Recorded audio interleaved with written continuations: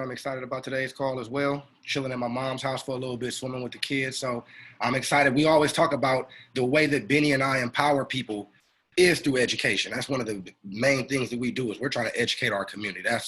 And if we could do it in a way of just having conversation, but we're dropping these nuggets and these boulders and these different pebbles and things like that for people to pick up and utilize later on, that's what the whole purpose is. So to bring people like our guest who we have on the show today to educate people, that's our main focus. So how are you doing, Benny? I'm doing good, man. Doing good. You know, it's a hot day today. Yes. So, That's why I'm swimming at mom's house. There we go. There we go. But we do have Dr. Gethsemane Moss on our show as our guest today. How are you doing, Dr. Moss? I'm great. I appreciate you guys having me on the show. We appreciate you for making time. We're excited about you being here. Yes. Yes. We're excited about you being here. Thank you for making time on this Sunday. For any of you, those of you watching, and I know we got JD McCowell on the show as well, or McDowell, I'm sorry, but thank you for being a part of watching the show as well. But without further ado, I do want to get into your bio, give you a proper introduction. So today, I present to some of you and introduce to others, Dr. Gethsemane Moss. She is the president and CEO of Chocolate Daisy Unsilenced, which is a nonprofit focused on empowering women. Dr. Moss has also worked in education for the past 23 years, serving as a classroom teacher, school site administrator, and senior director at the County Office of Education level. Dr. Moss holds a doctorate in organizational leadership with an emphasis in organizational development from Grand Canyon University, a master's in education from Chapman University, a bachelor's in broadcast journalism from Howard University, nice, and a teaching credential from Dominican University. Before her years in education, Dr. Moss worked in corporate communications and the entertainment industry, music, and film. Her involvement in community service extends over 25 years. Dr. Moss is serving a second four-year term as a commissioner for the Benicia Arts and Culture Commission and serves as a trustee for the Benicia Unified School District. Dr. Moss is also a writer and a published author and a proud mother of Gabriella and Niall. Today, we have Dr. Gethsemane Moss with us on the show. We are excited. Thank you for being here today. Thank you. I appreciate it. Great. So let's dive in. You know, you have definitely a very extensive background. You and then also you went to school here, and you went to school in Solano County in Vallejo High, and also you've given back so much of your time after schooling, in the community as well. One, you know, what brought you back to Vallejo? What made you want to stay in Vallejo and get into the Vallejo Unified School District? I actually, when I came back from Howard, I stayed in the Bay Area for a while. I moved down to Los Angeles. I moved down to Los Angeles to actually work on the first House Party movie, so House Party 1. Oh, so okay. I stayed there for a year. So basically, let me back up. So after I graduated from Howard, I had kind of decided that I wanted to definitely come back to California because, I'm a California girl, basically. But anyway, I had this desire to work in the entertainment industry. So stayed home. I had connected with a film producer when I was at Howard because I had produced a show called Black Images on Film, which was part of my internship.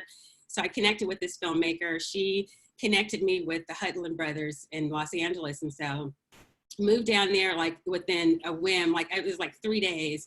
Moved down there and, worked in the industry for about a year, and then, worked on music videos and it's just different entertainment projects. And then I moved back up to the Bay Area and worked for MC Hammer.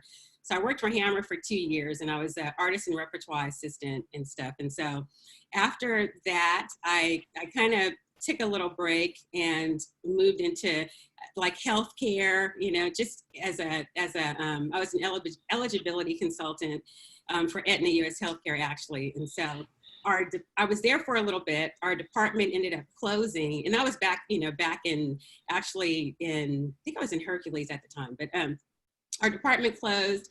And so I had to decide what I was going to do. And so I decided to go into education, but I was teaching acting. So because acting is like my first love.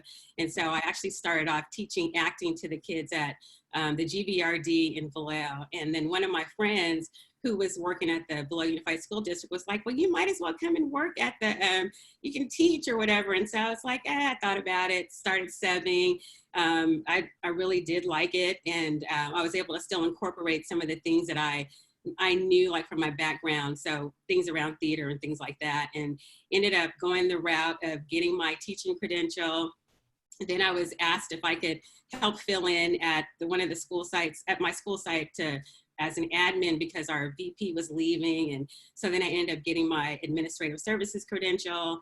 And then, from there, the rest is history, so to speak. So then I continued on, as admin, moved to the county office level, started off as a program manager of instructional support and professional development, then the director of educational services, and I was the senior director of community engagement. So it kind of happened, quite honestly. It wasn't what I majored in school, and I really hadn't really thought about it unless it was somewhere I can incorporate the arts with it. And so that's kind of the way it happened. And then my mom is in Below, so that was important to me. And as an only child, I really, I wanted to be with my mom. My dad was in Oakland because I was actually born in Oakland. And when they divorced, we moved to Vallejo. So I spent every weekend in Oakland up until I graduated from high school. So I kind of had like this dual life of my friends and everything. But yeah, it was just kind of, it didn't, like I said, it wasn't like something that I sought out, but it was something that kind of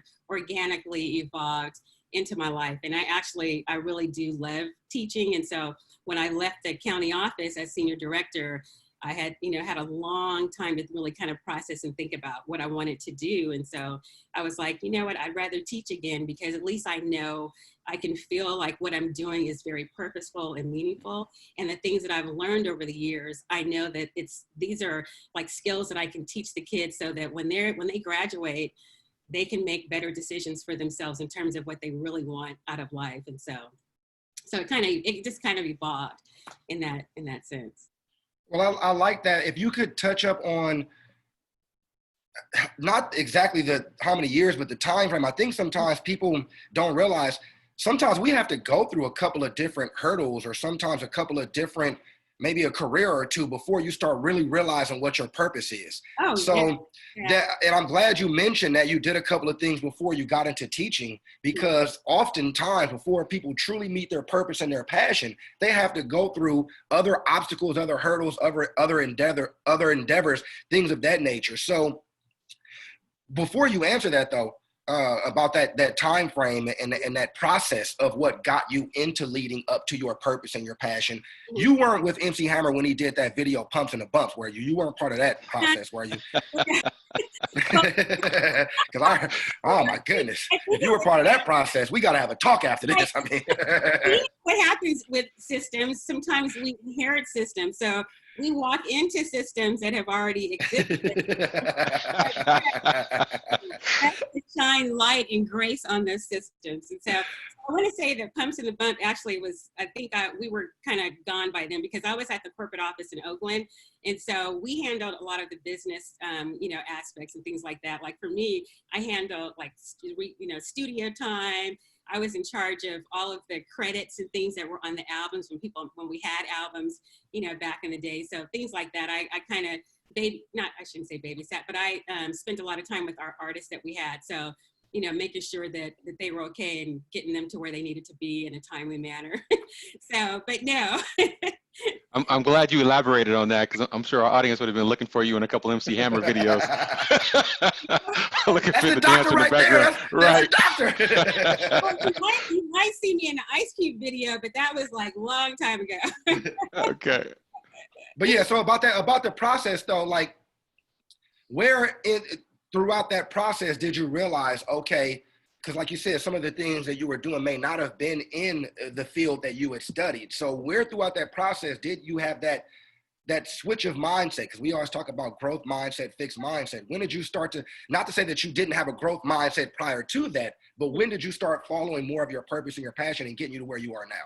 And it was definitely, it was probably honestly about 3 years ago when I had to really take a really hard look at the decisions that I had made, throughout my life. So I actually wanted to major in theater. And so I didn't, because I was discouraged too, because told, what kind of, what are you going to do with theater? Like how is that going to serve? And so I didn't listen to myself. I listened to kind of like what other people's perceptions about what life and success were. And so it kind of started there. I knew something, it didn't really quite sit well with me, but I went ahead and did it.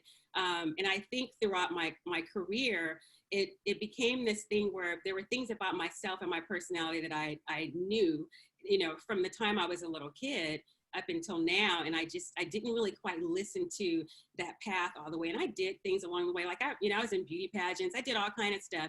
I've been in a lot of plays and things like that, but it was still this dual living of doing the things that I was expected, to do versus the things that I was truly passionate about. And so I think what happened with me in terms of the way I was thinking was I got to that point where I was like, well, I guess this is it. I'm just gonna, when I got to the county office level, I had said to myself, okay, I'm gonna retire this way. This is, and I just kind of started to settle. And so, of course, things still didn't quite sit well with me in terms of some of the experiences that I was having. And when I stepped away, after, I think I was there for like 8 years. When I finally stepped away, I realized that, oh my God, I had been thinking in a very mediocre way. And not to say that people, because they decide to work in a certain field that they're mediocre, but I don't think that people really question their lives and their decisions that they've made. And so for me, I had to question, like, what do I really believe about my life? What do I really believe about myself to be true? What do I believe about these gifts and talents that I know that God blessed me with that I didn't really honor the way I should have? And so it took me to, really kind of get sick. I started having like all these pains and, all these things that start to kind of manifest for me. And it caused me to really sit down and think about, like I said, the decisions that I had made. And I realized that it was very conforming. And so not to say that there's anything wrong with people conforming, but I think that sometimes we get into these systems and places where we know good and well that they don't honor really who you are. And there's no value for you in your life for even being a part of a system that you really can't change from where you are. So you almost have to, in my case, I feel like I was faced with a life or death situation, and I decided I choose my life. And so I evaluated, I had to go to the process of even undoing the things that I thought to be true about life in terms of, prosperity and really having all the things that I want to achieve out of life. Because even though I grew up in a Baptist church, and I've always questioned, from early on, I would always question things. I would kind of go in circles during vacation Bible school because I would have all these questions about being like, what do you mean prosperity? It's wrong to want this or to want that. And I was like, what the heck? So I felt like that there was, maybe there was something off in my thinking. So I've kind of, I guess to kind of put it all together, I've always had these questions along the way. I did get to the point in my career where I did kind of start to settle. And I know that the people around me, I felt like if you're in a circle of people who all kind of think the same and kind of have the same mindset and not a growth mindset, then it's very likely that it will rub off on you. And then all of a sudden you wake up one day and it's like, where's my life and what happened? And I knew all along that was wrong. It was like this lie that people, they have a tendency to buy into about what they think life is supposed to be. And sometimes when we listen to those people, we have to be careful again who we're listening to, because if I'm listening to somebody who is like thinking down here, and I know good and well my ideas are way up here, I don't need to be having a conversation with them in terms of even telling them what my dreams are and what it is that I want to do, because they're not gonna support me. They can only support me to that level, and they might start start to bring me down, which is what has a tendency to happen. And so. Mm-hmm.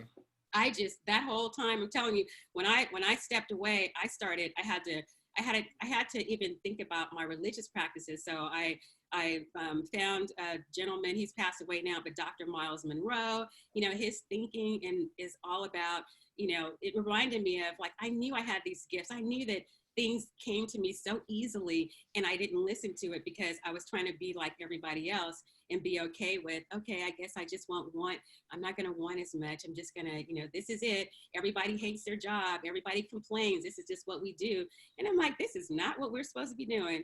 And so I had to have a revelation. And then, and quite honestly, I ended up connecting with other groups. And so I connected with other groups of people who were more like-minded, who wanted to hack into those beliefs and mindsets. And so there's a gentleman who I met along my doctoral journey who has an organization where they're all about like hacking those beliefs. And so I just had to, I had to seriously like just do some soul searching, had to do some praying. I had to read some other, like just other materials of things just so I can open up my mind. But then I also realized that I had to be very careful with not only who I shared things with, but who I allowed in my space. And I'm like, and the older I get and the more I know, I realize like, you know what, this space doesn't serve me. So I don't even need to be over here because I know I'm more in tune with how I feel and who I am and my purpose. And so I don't know, I kind of went, I'm trying to make it all make sense.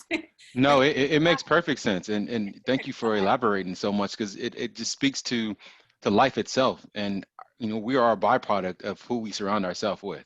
All right. So, and you spoke to that. You spoke to that if you're surrounding yourself by limited beliefs and people who have limited mindsets, Yeah. then it's gonna determine what your future looks like. Because now you're starting to look at yourself as the oddball out. Like, who am I to think that I could do this? Who am I to think, that everything's possible? Who am I to, and you start, hindering what your gifts are.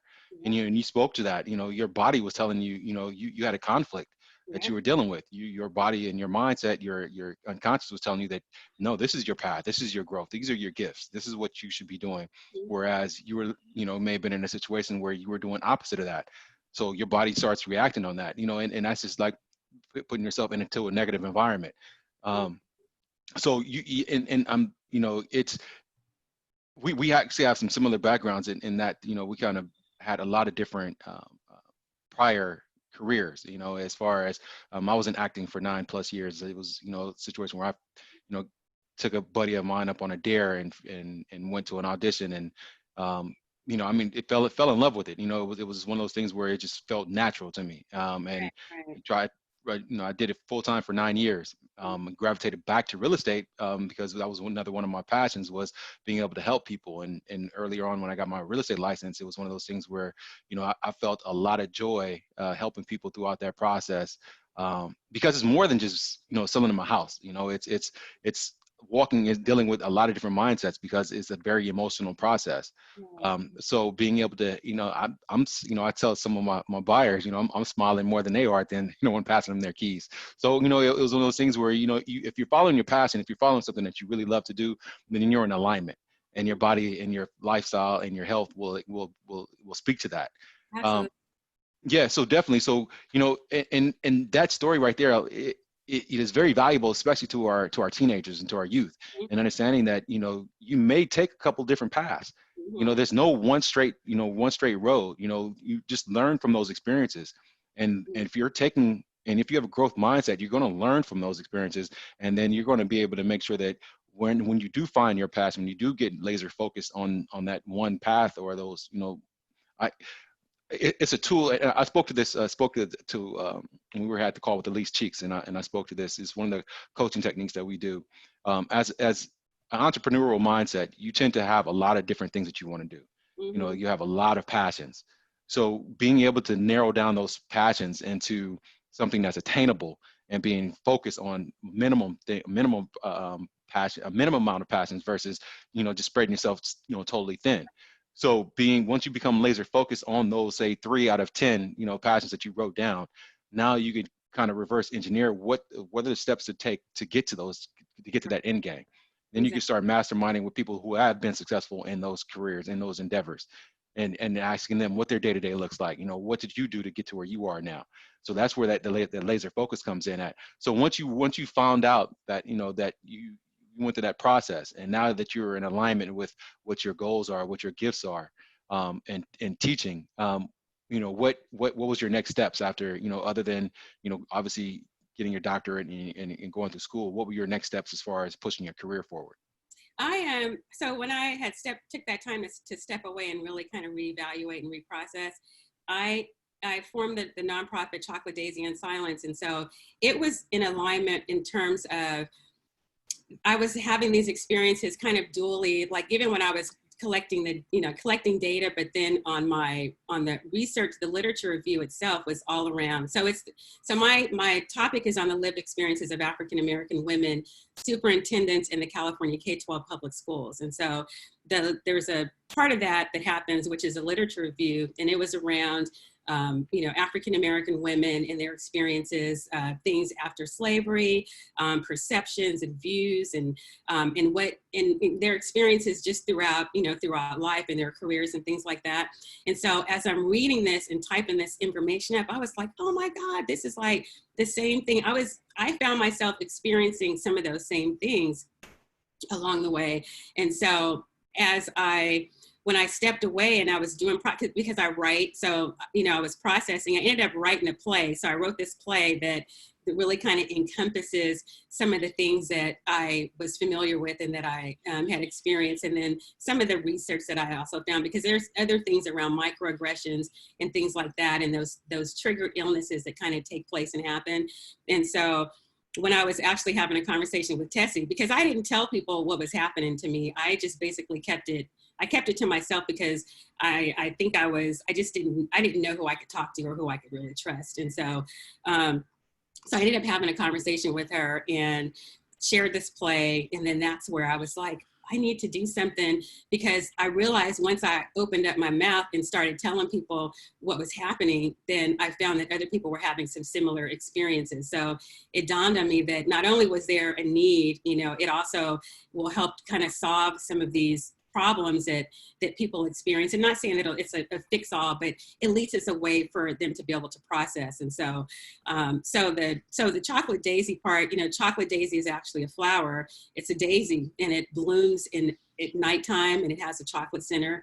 And so with the name, I was like, oh my God, I was still thriving, and people thought from the outside everything looked so great and whatever, but I was really suffering, but still blooming. On the other hand, and then the unsilenced part was because what happens too when we find ourselves in situations that we don't need to be in and need to remove ourselves, sometimes we get silenced in our ideas, our thinking, just overall surroundings. And so, as I was doing the research and the literature review, there was still that component where sometimes we would find ourselves in spaces where we may have all these bright ideas, but sometimes those ideas are stolen. Sometimes you're in a situation where you're micromanaged, overly scrutinized, and all those things. And so I guess I basically kind of looked at my own experiences. I looked at what the literature was saying, which all resonated with me. And then I was like, and then I started to have those conversations, and I realized that other people were they were struggling with with the decisions that they had made, and really couldn't figure out how to get out of it. And so for me, I became so focused on, like, I have to do something to help people. I need to be able to help other women who might find themselves in a similar situation. But then I also need to be able to help leaders, because since it's organizational leadership with an emphasis in organizational development, I didn't really know, and I've served in leadership roles, I didn't really know some of the theories around what it really means to be a leader, and what the things that you're supposed to do and the environment that you're supposed to provide, and the level of responsibility that you actually have for another person's life if you are the leader. And so for me, it became just who I guess who I am to a certain degree, but I knew that it would serve a purpose in helping other people to be able to kind of solve some of those issues. But it's funny, because all these things started to just really, it started to evolve even more, because once I realized that I needed to work on, the things around my mind and my thinking, and then, forming the nonprofit, I felt like, okay, this is it's all coming together. I realized that there was a financial piece that I still didn't know. So I was learning all this stuff. I didn't really know. I never really learned about finances. And so that was the other piece that I pulled in now, because I am a licensed life insurance agent now. But there's that big component of it that is financial literacy, which also it resonated with me. So I was like, oh no, this is it right here. We have to learn about money. We need to make sure our minds are in the right place. We need to make sure that we're doing the things that are true to who we are, and honor that. And then we need to make sure that if you are going to be in those spaces, that those spaces need to be supportive of you as a person. So yeah, just kind of it all really came together. And honestly, when I did kind of make a list, even when you guys had Elise on, because I was like, yeah, I have like all these things, and so when I did narrow it down, it was around, being able to help people still, and being able to help people to make better decisions for their lives. And then not for people not to feel like just because you made a decision doesn't mean that's the decision you have to live with. You might need to change and reevaluate everything. And I know it's scary, but sometimes we have to do that, or else our lives will not end up the way we want. So exactly, we have to control our own narrative. That's one thing I like about when LeBron James chose to go to Miami. Like you said, he made a decision to go to Miami. He controlled his narrative, but he still came back to Cleveland. So you can still always make other decisions. You know what I mean? You don't have to be bound by a decision. And that's what I'm passionate about, is educating our community about finances, about understanding a dollar saved is a dollar earned. You can make your money work harder for you than you can for it. I keep trying to tell people, it's one thing to trade your time for money, but if you can learn how to let your money work for you when you're sleeping, and the ways you do that for people who listen while you're sleeping, if you own property and people are renting out your property, which means they're paying your mortgage and then some, while you sleep, people are still paying mortgage. When you own stocks and bonds, if you live in the West Coast like we do, at 3:30 our time, the stock market is already open, which means while I'm sleeping at 3 o'clock in the morning, my money's making money for me. So we need to be more cognizant and aware of understanding, if I get certain life insurance products that give me back a cash value component to it, now my money is making money for me. And these are the things that Benny and I are passionate about. That's the reason why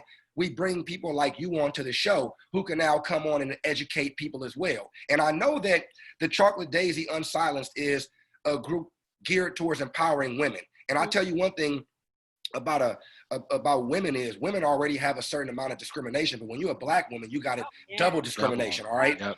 So the fact that you're trying to right, and it's serious, because that was part of it too. It's like we have a double whammy, so we've had to navigate with the dual consciousness. Like, I know going in that this is how they perceive me, not only as a woman but as a Black woman, and so it's like it's real. Exactly. Yeah, and you also have that broadcast background, so you recognize how the media has also distorted the male view on the Black women. Yes. So it's compounded by that as well. Exactly.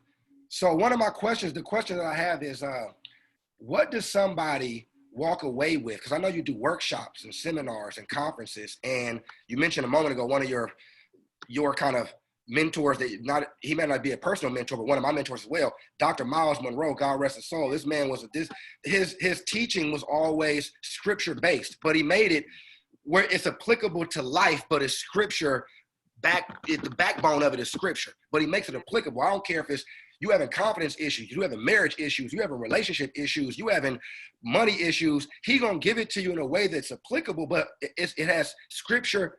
Is scripture based and backed. So what I want to say is, what does somebody walk away when they come to one of your workshops, your conferences, your seminars? What is some of the empowerment that they walk away with? And after that, if you could touch up on the microaggressions and how subtle they are, but how hurtful they can be, how deep rooted they can be, and how deep they can go as far as hurting somebody. So if you could, that's a two-part question.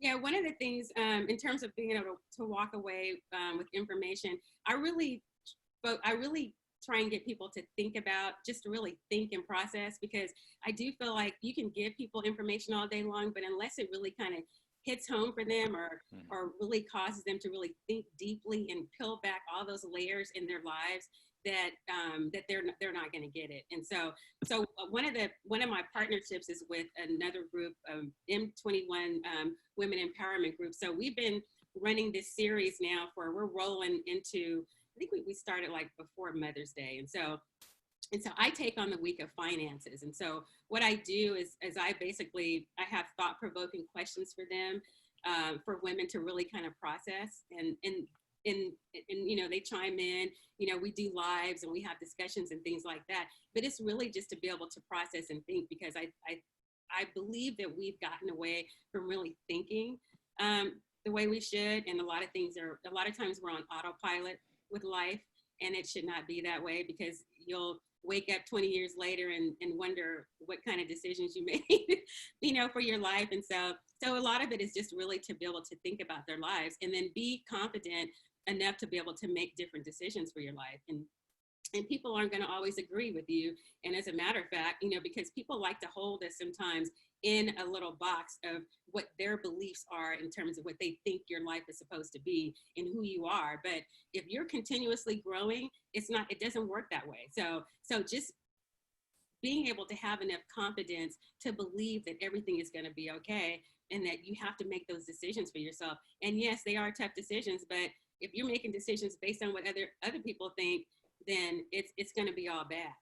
So, and then in terms of the microaggressions, they are, you know, those subtle comments that people make along the way. It might even be as much as, oh, your hair is so straight. It's so straight. Oh, your hair is so like, wow, what'd you do differently? So a lot of times with Black women, we get a lot of comments about our hair, you know, a lot of times. And so there's things along that, or it might even be, oh, you're so articulate. Wow, you're just like you're like you didn't think I could like speak a sentence or even write a sentence. I mean, what is it? And it's funny because it's so subtle, and then a lot of times it's not even intentional. And that's the part that is crazy, that it might not be intentional, but it still impacts us as well because we start to internalize some of those things, and then you get to the point where you question and you have self-doubt about yourself. I mean,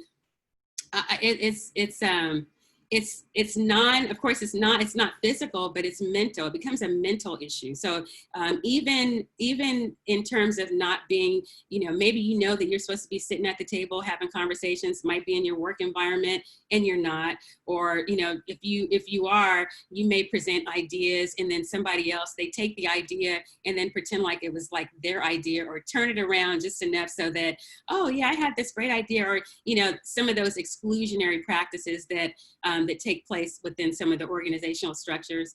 It all, over time, it just starts to build up, and it builds up to the point where you don't know, you start to self-doubt and feel like you're maybe not capable, or maybe you don't belong. It can be so stressful that you are, you know, you're worried before you even get to where you're supposed to be within your environment, because you feel like, you know, that these you almost have to prepare yourself walking in the door of, okay, well, what's the comment going to be today? How am I going to have to overly prepare for this? And so it just builds up over time. And then those microaggressions, they start to manifest themselves in different ways. So we are predisposed already to possibly to certain conditions just in our DNA. Some things they say are hereditary and things like that. And they'll lay dormant in our bodies. But what happens is when you get stressed out, your body is like in this fight or flight mode all the time, this high level of stress, and then those diseases start to trigger. So maybe you had a history of hypertension in your family. Maybe there is a history of arthritis in your family, but it doesn't mean that it's going to happen to you. But if you find yourself in a situation where you're being stressed out every single day, constantly, over time, your body, it'll start to break down, you know, in your body, and then those diseases will trigger. So it's a serious issue. I mean, even, you know, all the way down for, you know, for Black women, there's a high infant mortality rate, you know, death rate, and it's because of, you know, they've linked the CDC, the Center for Disease Control even knows it. They've put out information about what happens, you know, in these situations that we have no explanation for other than stress. And so stress is a real trigger. And so as I was even like learning more about microaggressions and what they do, when you get to that point of, you know, it's not only do you have to kind of really understand it so that you can manage it for yourself, but then that triggers a whole nother conversation about diet and food. Like, what are we intaking in our body that is really supporting it? And it's helping those things manifest. It's helping those things evolve and get kind of out of hand. So then you have a situation where you're on a whole bunch of medications. That's not going to do you any good either, because that's a whole nother breakdown of your body over a period of time. Mm-hmm. So it's a seriously big trigger.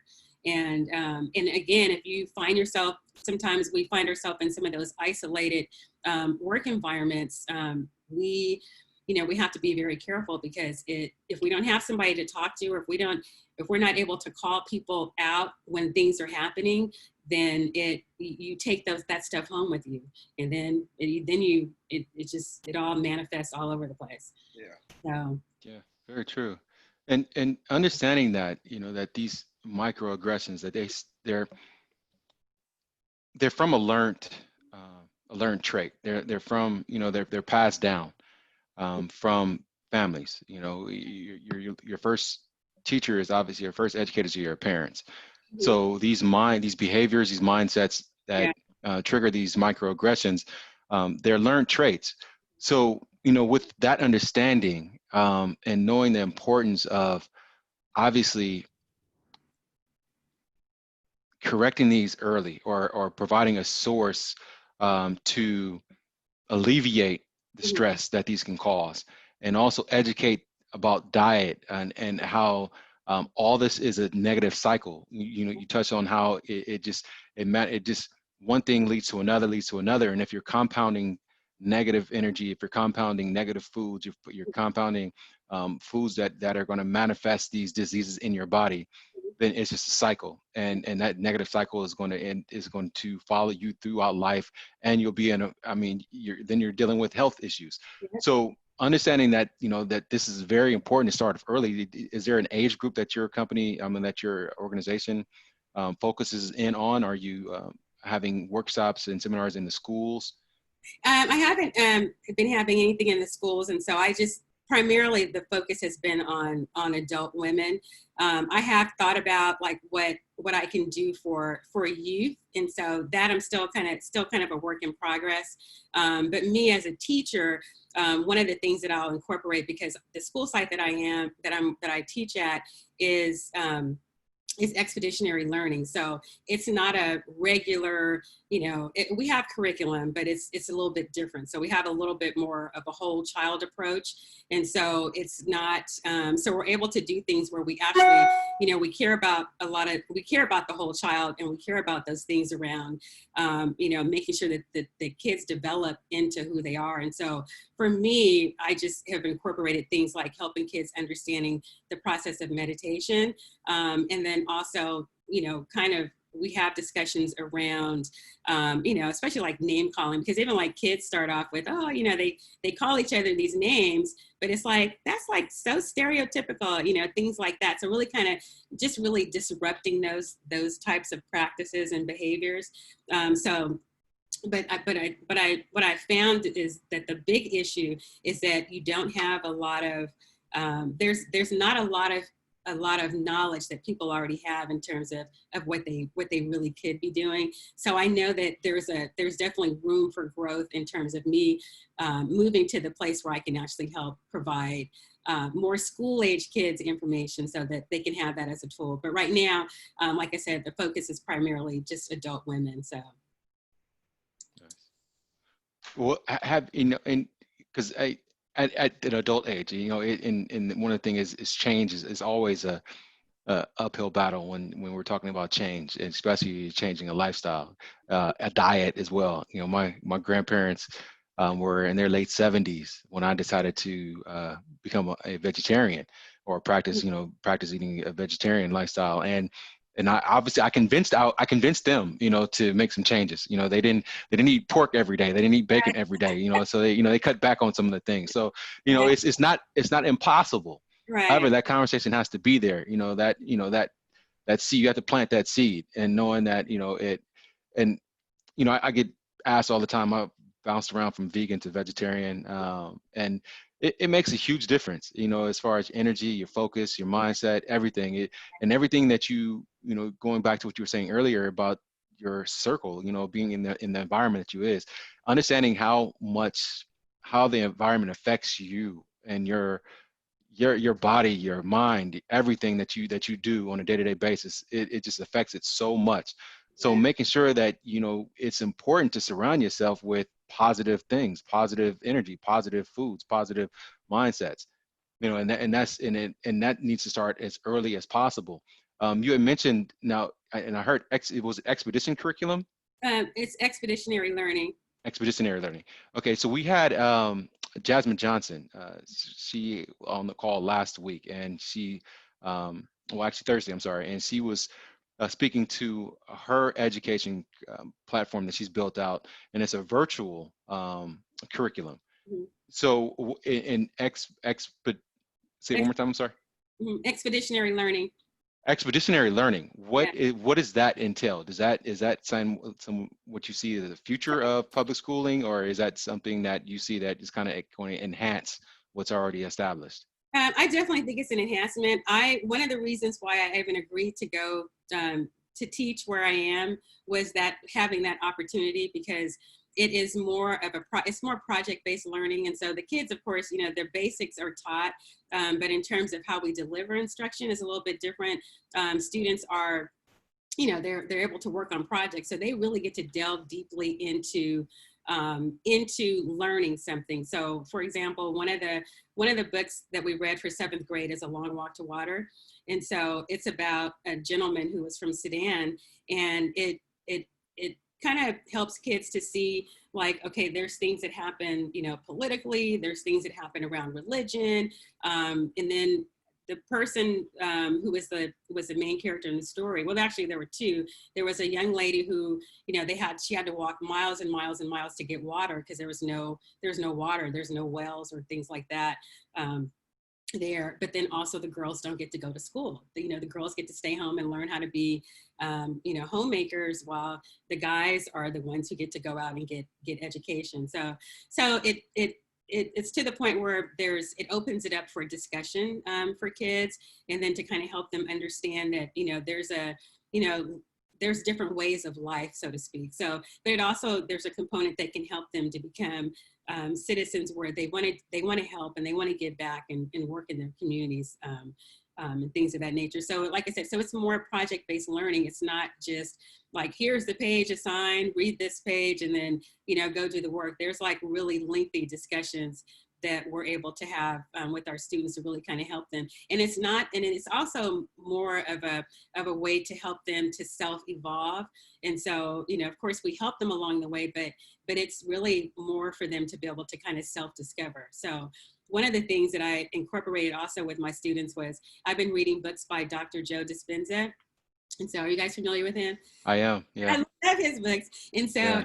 you know, it's all around, it helps with your mindset. And then also, you know, just really kind of helps you to realize, especially as you get older, that, you know, there's things that you might think, but, you know, as I was kind of saying earlier, this may not be, you know, true for your life. And so you have to almost undo certain things so that you can put yourself in a better position. So for them, it was important for me to help them to understand how important that our minds are, and our subconscious works while we're asleep. So what you allow into your mind before you go to sleep, and then when you wake up, all that stuff, all those things that you experience throughout the day, all that stuff is still happening at the subconscious level. So you're asleep and then you start having dreams. It's because your brain is still working and it's still functioning. So partly what I was able to do is really to really kind of help them understand how important their minds are, and then also to help them to be able to, you know, visually, you have to put yourself in the space visually. So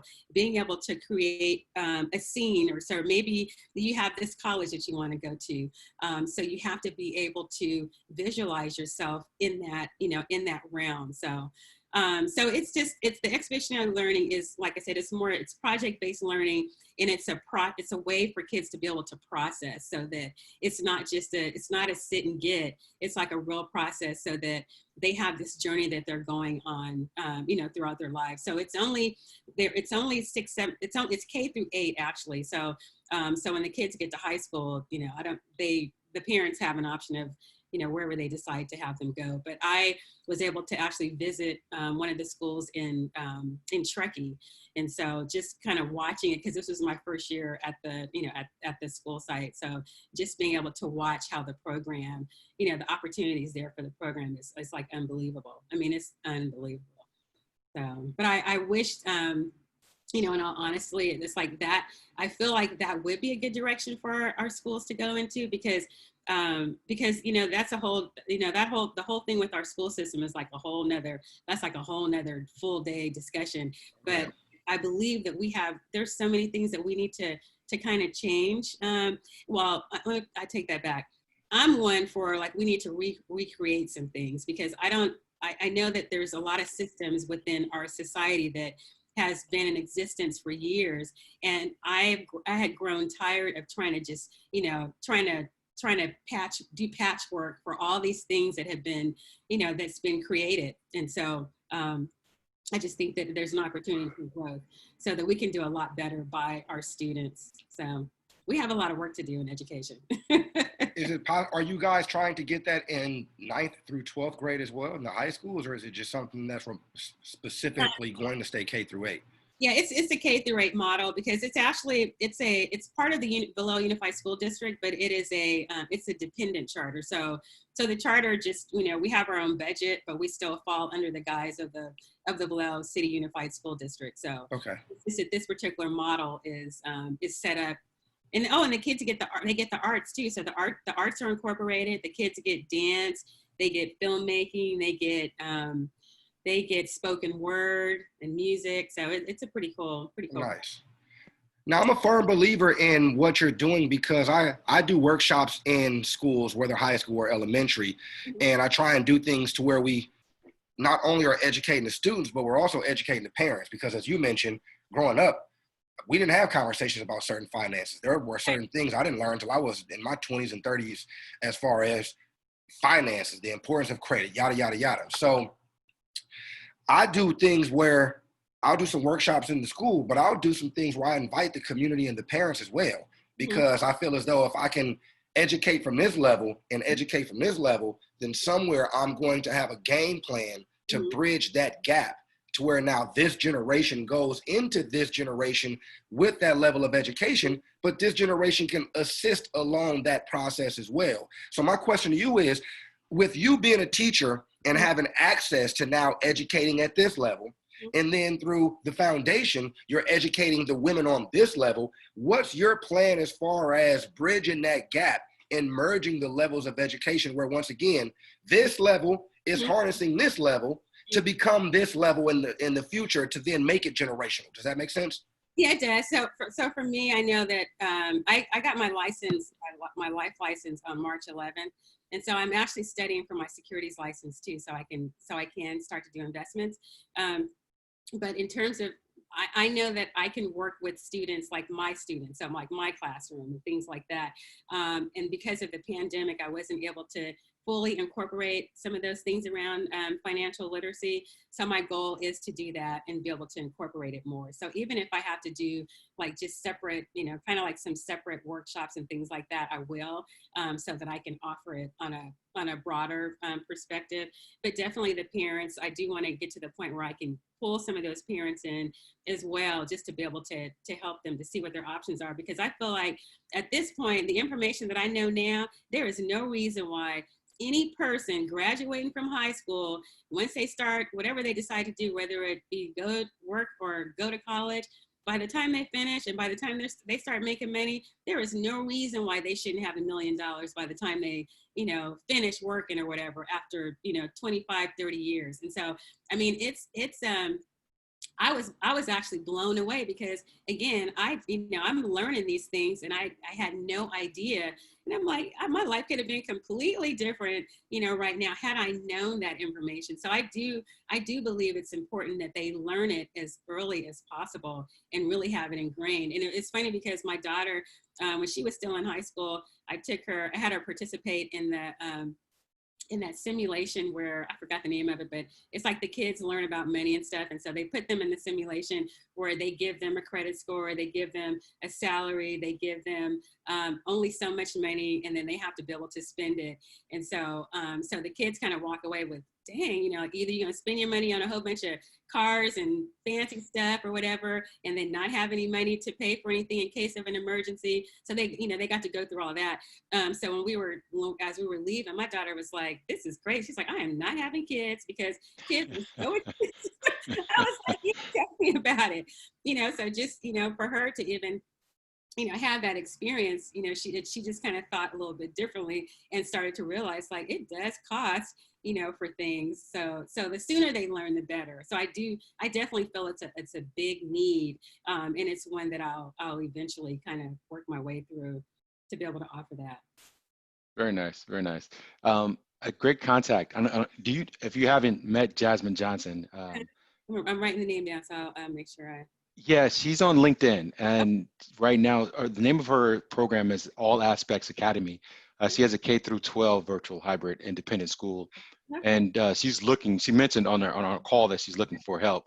So with you building out that financial curriculum, I think you guys would be, you know, kind of have a great conversation, at least to start a conversation there to see, you know, how you guys can bring value to each other. Yes, and it's Jasmine, no E. Jasmine with no E. Right. Jasmin. Jasmine Johnson. I'll type it out here.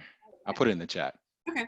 All right, cool. But yeah, one thing I like about you mentioned making $1 million. What I try and challenge people is, if you got a job that has a 401k and they're matching, you really can understand about the importance of real estate. You really can understand about brokerage accounts. And what I started doing was mimicking what my 403b was doing and making me money.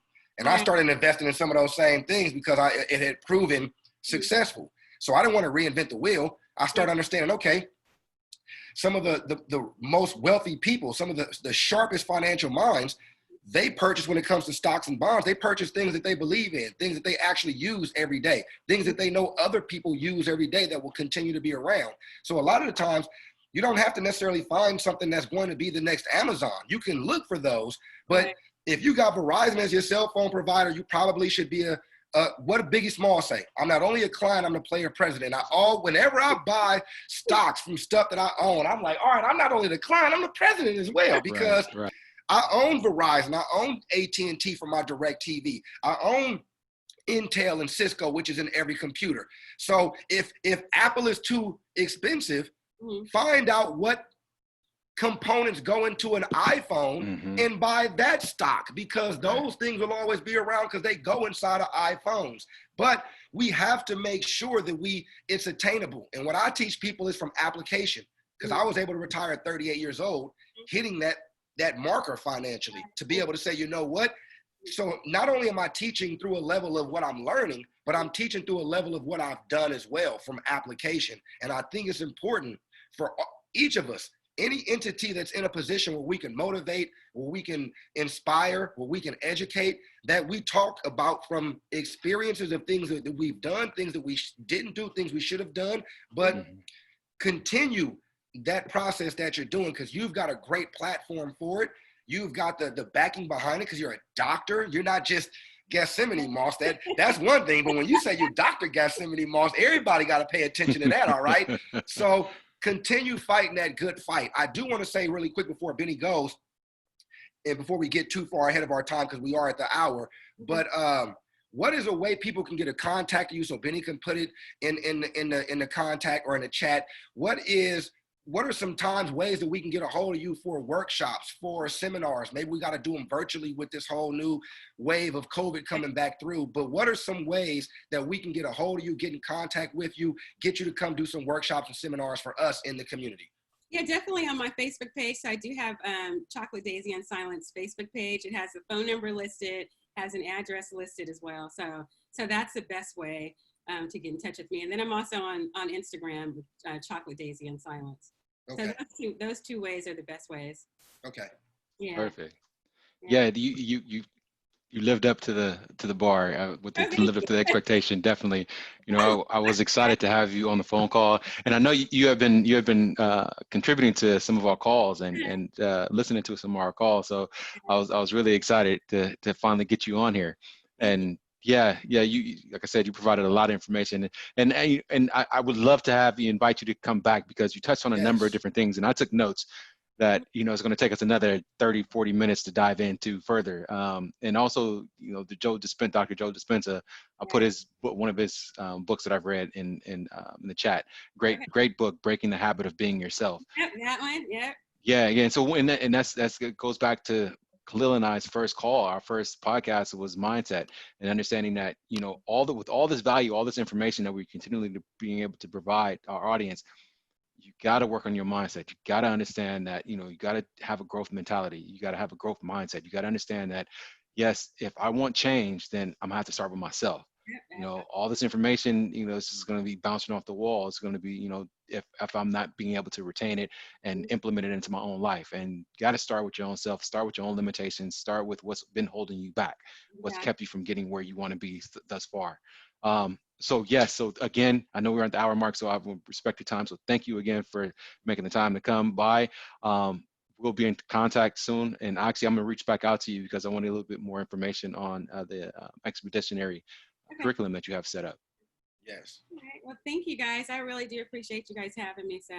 No problem. Thank you for making yourself available. But as Benny said, we will have you back on because I do want to go further in depth into education. I love education. And we all know that there are certain places where it's lacking in education, and that's universally, but especially in certain communities. And I would love to really dive deeper into that. But I do want to say thank you for coming on the show.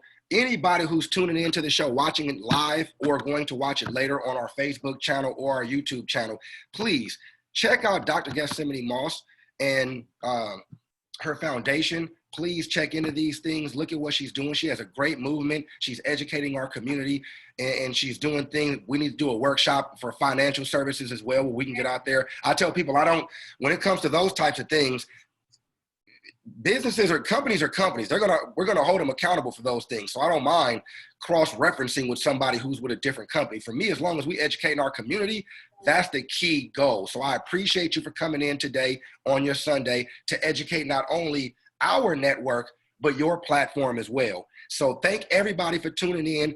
Go to Dr. Gethsemane Moss's page. Go to her, to the Chocolate Daisy Unsilenced. To the Chocolate Daisy Unsilenced Facebook page. Check it out. Go to our YouTube page. Hit the thumbs up on everything. Hit the subscribe button. There's more content to come on both ends, but we appreciate you guys, and we'll be back at you on Thursday. All right. Thank you, guys. Thank you. Bye.